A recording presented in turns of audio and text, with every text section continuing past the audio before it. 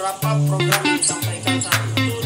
Seorang satpam itu bukan hanya dibekali dengan kemampuan dasar kepolisian terbatas.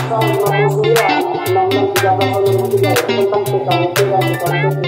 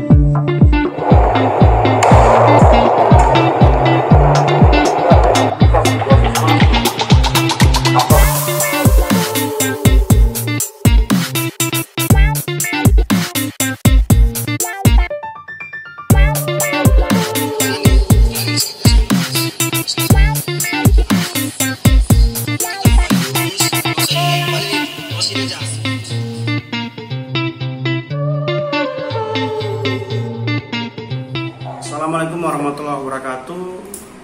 Salam sejahtera, Om Swastiastu, salam kebajikan, nama budaya. Salam korsa teman-teman satpam dimanapun berada, terkhusus teman-teman subscriber setia channel ini. Pada hari ini 10 Juli tahun 2021, kembali lagi saya punya kesempatan untuk menyapa teman-teman semua dan memberikan sedikit materi atau informasi. Dan mohon maaf sebelumnya saya sampaikan kepada seluruh subscriber setia saya, karena 3 bulan terakhir saya tidak pernah membuat materi dikarenakan ada kesibukan aktivitas saya lainnya yang menjadi prioritas dan tidak bisa saya tinggalkan. Sehingga pada hari ini alhamdulillah punya kesempatan sedikit keleluasan waktu, saya bisa menyapa teman-teman semua pada hari Sabtu yang ceria ini. Nah, informasi apa yang ingin saya sampaikan? Yang pertama bahwa saat ini pemerintah sedang menetapkan atau melaksanakan sebuah peraturan yang namanya PPKM darurat. Nah, kita sebagai insan keamanan, di mana undang-undang memberikan amanat kepada kita melalui Undang-Undang Nomor 2 Tahun 2002 bahwa Polri di dalam melaksanakan tugasnya dibantu oleh Pam Swakarsa, dan kemudian melalui Perpol Nomor 4 Tahun 2020 bahwa Pam Swakarsa terbagi 3, salah satunya itu adalah kita satpam. Kita sebagai pengemban fungsi kepolisian yang sudah diberikan amanat dan undang-undang oleh negara, kita harus mendukung penuh program pemerintah. Jangan sampai kita yang garis depan, yang memberikan contoh kepada pegawai, karyawan, masyarakat, kita yang melanggar. Ya, jadi itu tujuannya baik, pasti para ahli sudah menganalisis terlebih dahulu kenapa kebijakan itu diturunkan. Ya. Nah, kita sebagai garda terdepan, harapan saya mudah-mudahan teman-teman satpam di seluruh Indonesia selalu semangat. Ya, tanamkan ke dalam pikiran, alam bawah sadar rekan-rekan sugesti dan keyakinan di dalam diri bahwa kita insya Allah akan selalu fit, sehat, bugar, sehingga antibodi kita kuat. Dan pada saat pelaksanaan tugas tetap jaga protokol kesehatan dan mudah-mudahan kita tidak terpapar.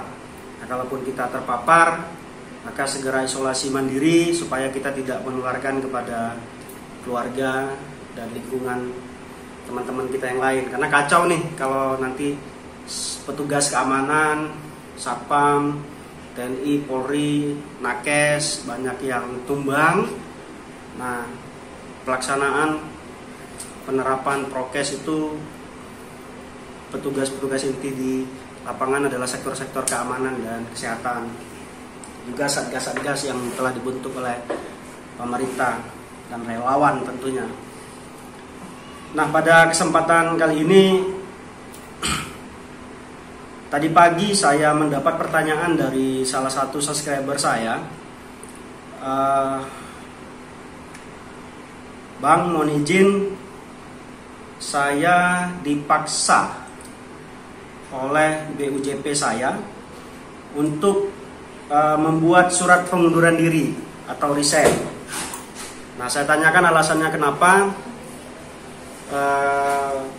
Yang jelas bukan karena keadaan perusahaan sedang dalam keadaan pailit atau audit karena COVID, bukan. Tetapi karena ada ya mungkin hubungan ketenaga kerjaan, pelanggaran yang seharusnya setelah kita pelajari kronologinya itu hanya masuk ke dalam kategori Undang-Undang Tenaga Kerja melalui seharusnya mendapatkan SP1, SP2, SP3 terlebih dahulu gitu loh. Tapi kenapa harus dipaksa untuk resign? Nah, jadi menjawabnya begini ya, saya menyarankan kepada teman-teman Satpam apa tindakan yang harus teman-teman lakukan. Kita sudah berkorban nih, melaksanakan pengabdian terbaik kita untuk negara, membantu Polri menjaga keamanan. Kemudian kita memberikan pengabdian untuk membesarkan perusahaan atau BUJP yang menaungi kita, dan kita menyalurkan.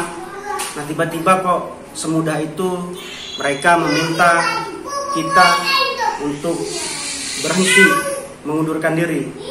Atau sebagian kasus lain juga banyak yang tidak sungkan-sungkan mereka berani menentang hukum, mem-PHK sepihak tanpa melalui mekanisme SP1, SP2, SP3 ataupun putusan yang inkrah dari Pengadilan Hubungan Industrial.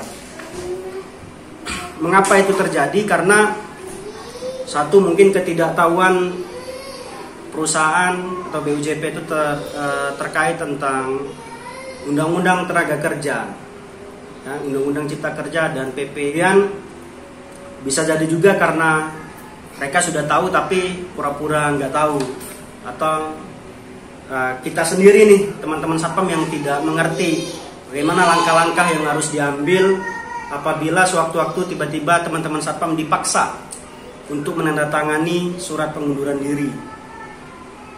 Ya, jadi langkah-langkah yang teman-teman harus ambil ketika situasi kondisi seperti itu dialami oleh teman-teman, yang pertama adalah jika memang bukan karena kehendak sendiri atau secara sukarela mengundurkan diri dari BUJP atau perusahaan tersebut, maka jangan sekali-sekali rekan mau untuk menandatangani surat pengunduran diri, karena itu bagian daripada trik supaya mereka tidak perlu membayarkan uang ganti rugi sisa kontrak kepada Satpam yang masih ada kontraknya tetapi mengundurkan diri. Tidak kompensasi masa kerja walaupun resign tetap dapat, tapi mungkin di pikiran mereka untuk menghindari itu. Nah, yang pertama itu tadi langkahnya, jangan mau menandatangani surat pengunduran diri. Yang kedua, jika memang pihak dari oknum, ya, kita nggak bilang perusahaan yang salah, bisa jadi oknum di bawahnya yang melakukan kesalahan ataupun menyalahgunakan wewenang, fungsi dan jabatannya. Nah, kita bisa bertahan dengan dalil, silakan kalau memang saya dipaksa untuk tidak bekerja lagi, keluarkan surat PHK, pemutusan hubungan kerja oleh perusahaan tersebut. Ya, jadi rekan-rekan harus pegang surat PHK. Nah, kalau pihak dari perusahaan juga tidak mau memberikan surat PHK, maka rekan-rekan jangan sekali-sekali tidak masuk kerja. Seandainya rekan-rekan berada di posisi BUJPA, ditempatkan di perusahaan klien atau pengguna di perusahaan B. Nah, ini teman-teman hari-hari tugasnya di sini, karena ini kan penyalur, disalurkan. Kemudian tiba-tiba, nah kamu nanti malam jangan masuk kerja lagi, kamu buat surat pengunduran diri. Jangan didengar. Rekan-rekan harus tetap bertugas sesuai jadwal piket atau schedule kerja yang sudah disiapkan. Kalau sampai 5 hari kerja berturut-turut rekan-rekan nggak masuk, maka nanti bisa dibalik. Bahwa rekan-rekan itu mengundurkan diri karena mangkir dari kerja 5 hari berturut-turut dan masuk kerja. Selama belum ada surat putusan atau surat PHK dari BUJP tersebut, rekan-rekan tetap bertugas saja seperti biasa. Nah, kalau dipaksa terus, diintimidasi, maka teman-teman harus punya kemampuan mental block, ya. Memblok mental teman-teman jangan sampai bisa ditekan oleh si oknum. Ya, kita satpam sama-sama militan. Jadi nggak perlu khawatir, tapi juga jangan arogan gitu ya. Dijawab saja dengan profesional. Keluarkan, silakan jika saya di PHK keluarkan surat. Jadi itu dulu ya rekan-rekan. Jika kurang jelas silakan ditanya di kolom komentar. Nanti akan saya jawab di video selanjutnya. Ya, kemudian apa-apa saja hak yang harus didapatkan oleh teman-teman satpam ketika diberhentikan oleh BUJP secara sepihak atau tidak diberhentikan tetapi habis kontrak, murni habis kontrak tetapi kontrak tidak diperpanjang, itu rekan-rekan punya hak uang kompensasi masa kerja. Nah, secara detail saya baru sampaikan kulitnya saja nih, dan saya tidak menggunakan bahasa hukum yang terlalu dalam. Saya gunakan bahasa yang sederhana supaya teman-teman satpam mudah memahami dan mengerti apa yang saya sampaikan. Jika kiranya kurang paham silakan ditanyakan di kolom komentar. Insya Allah besok minggu kalau ada waktu saya jawab lagi di video selanjutnya. Terima kasih. Assalamualaikum warahmatullahi wabarakatuh.